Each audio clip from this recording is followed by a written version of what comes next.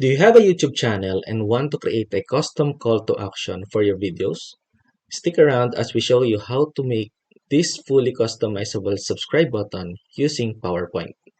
You'll be able to change the logo, update the name, and personalize the animation to fit your channel style perfectly.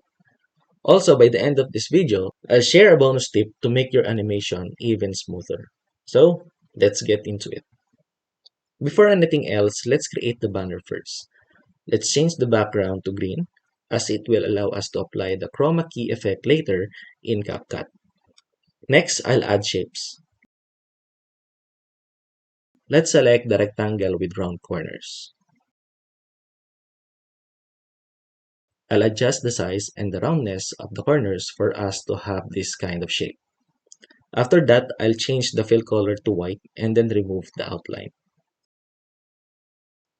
Next, let's add our logo.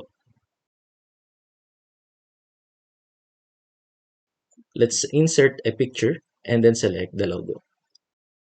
Let's change the shape of this logo by going to crop to shape, then choose circle.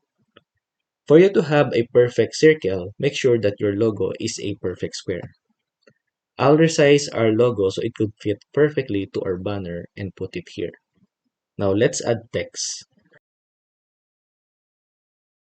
This will be our channel name,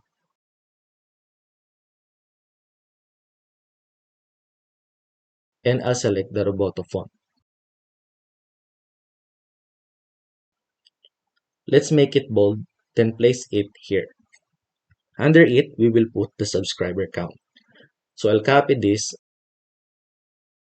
and paste it here.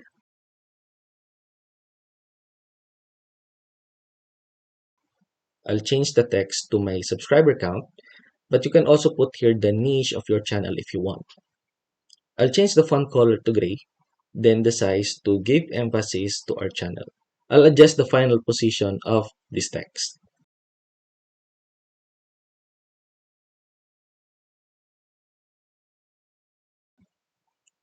Now let's add the subscribe button. Let's add another rectangle with round corners. Let's remove the outline, then change its color to red. And let's add subscribe text here. Again, let's choose the Roboto font.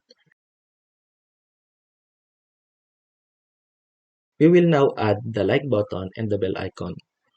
Go to Insert, then select Icons. Search for like icon and select it, but don't insert it yet. Let's look for bell icon, then check it. You can now click Insert and it will be inserted in our slide.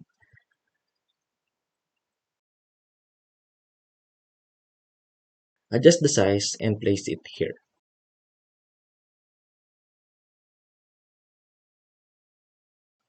For bell icon, I'll put it here.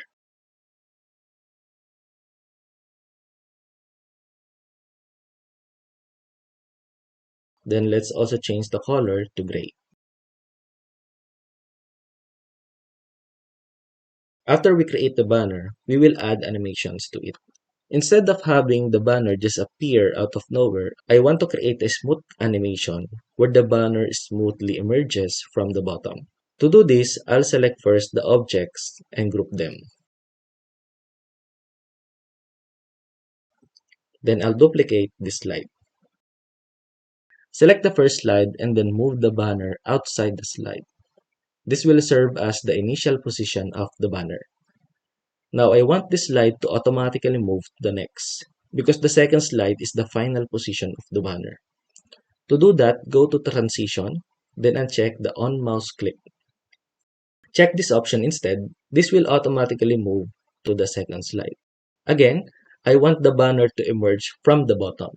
To have this transition, we will add Morph Transition to the second slide.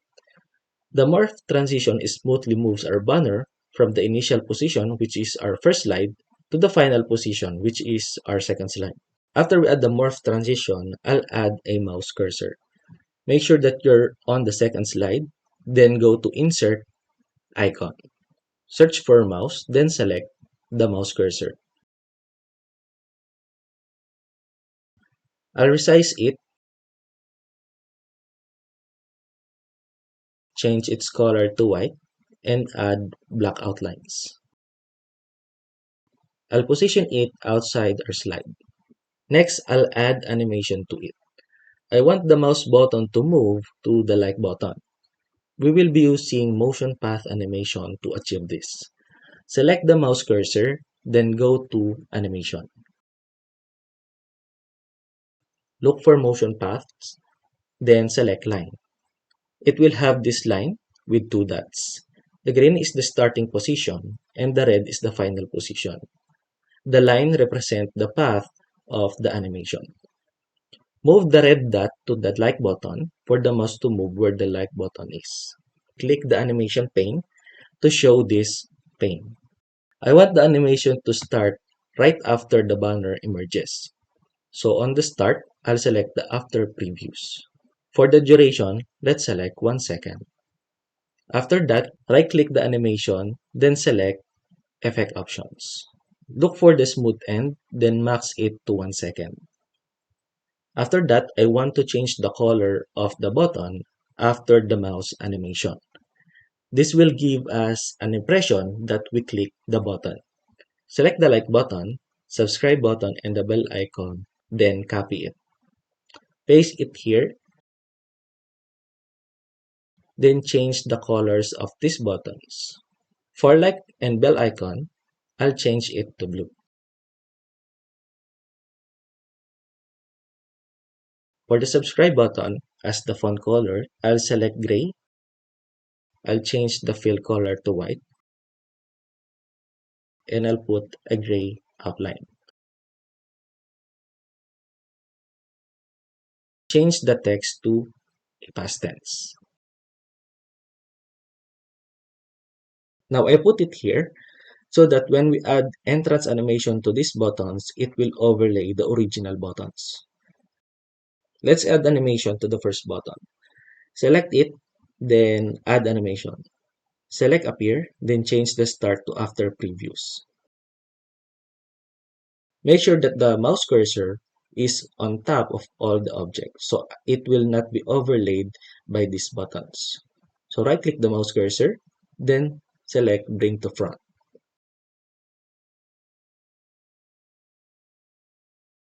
We will do the same for the subscribe button and the bell icon, but first we need to move our mouse cursor from like button to the next button. Again, select the mouse cursor, then add another line motion path animation. For the green dot, place it in the last location of the mouse cursor, which is here. Then place the red dot in the subscribe button. Change the start after previews and the duration to 1 second. Now select the subscribe button and add entrance animation to it. Select appear and change the start after previews. This is what will it look like. Again, we need to move the cursor from subscribe button to the bell icon. So select the mouse cursor again, then add line motion path animation. Move the green dot to the last position, then the red dot to the bell icon. Change the start to after previews, then duration to 1 second. Now add animation to the bell icon. Select it, then add entrance animation. Select appear, then change the start to after previews. Lastly, I want the mouse cursor to exit in our slide. Select the mouse cursor, then again add line motion path animation. Move the green dot here, then the red dot outside the slide. Change the start to after previews, duration to 1 second, and add effects. Right click here, then effect options. Max the slider of the smooth start, then click OK. Now let's preview the animation sequence. Now for the final animation, I want our banner to exit the scene. So let's duplicate the second slide and then select the third slide. Select these buttons, then cut it. Ungroup the banner.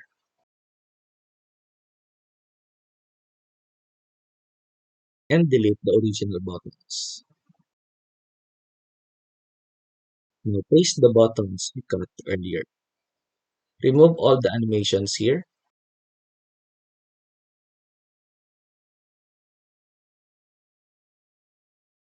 then group again the objects.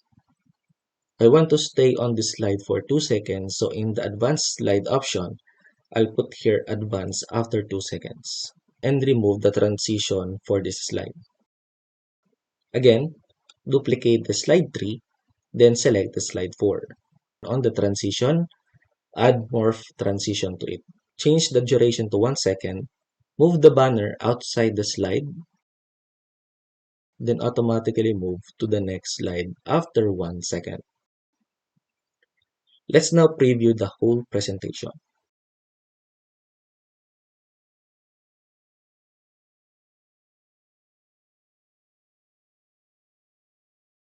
This looks good already, and we can now convert this to a video. To convert, let's go to File, Export, and then create a video.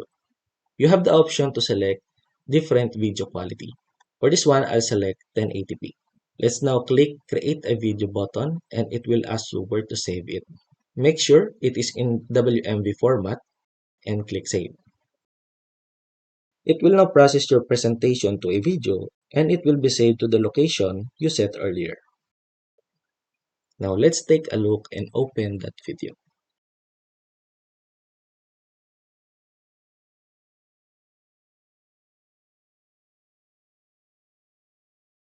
Now for the bonus tip, PowerPoint creates this video in 30 FPS frame rate. If you want a smoother frame rate, you can save it to 60 FPS video by using macro. You can download this macro-enabled presentation to convert your presentation to 60 FPS video. First, download the macro-enabled presentation in the description. Then, open it. If this notification appears, just click Enable Content for the macros to work. Navigate to View, then Macros. Select the PowerPoint video macro, then click Edit. This line of codes will appear, but don't be confused about it and only focus on these parameters. This will let you select the location where you want to save the video. On this example, this will be saved to my documents with file name Your PowerPoint Presentation Video.wmv. For the vertical resolution, you can keep the 1080. Then for the frames per second, make sure it's 60. Let's now close this and make sure both macro-enabled presentation and your presentation is open. Go to your presentation, then View, Macros. In this drop-down, select the file name of the macro-enabled presentation you downloaded earlier. This will let you use the macro of that presentation. Select the macro and click Run. It will now process your presentation to a video, and it will be saved to the location you set earlier. Let's now open it.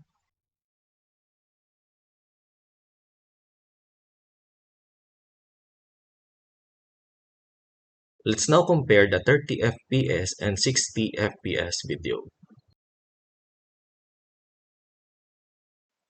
We can now import it to Capcut.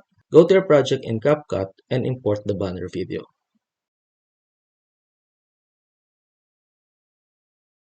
Let's overlay the banner in your video and apply chroma key effect on it. Position it where you want it to appear in your video. Select the clip, then go to Remove BG. Look for chroma key and check it. Once clicked, select the green area to apply it. This will turn the green background into a transparent one. If you see small green outlines or dots, just increase the intensity of the effect. Position it where you want it to appear in your video. And now you know how to create an animated subscribe button for your YouTube videos. If you enjoyed this video, please hit like and subscribe to my channel. Click the bell icon to notify you on my new uploads. If you want to learn more about MS Office tutorials, check out my video about the basic use of Microsoft Excel.